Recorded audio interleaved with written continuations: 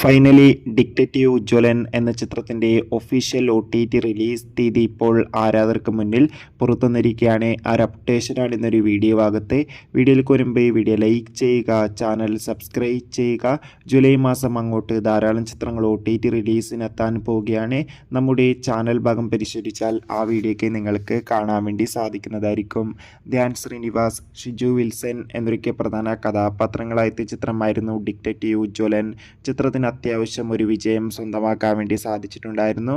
അതുകൊണ്ട് തന്നെ എല്ലാ സിനിമാ പ്രേമികളും ഒരേപോലെ ചിത്രത്തിൻ്റെ OTT റിലീസിനായി കാത്തിരിക്കുകയായിരുന്നു.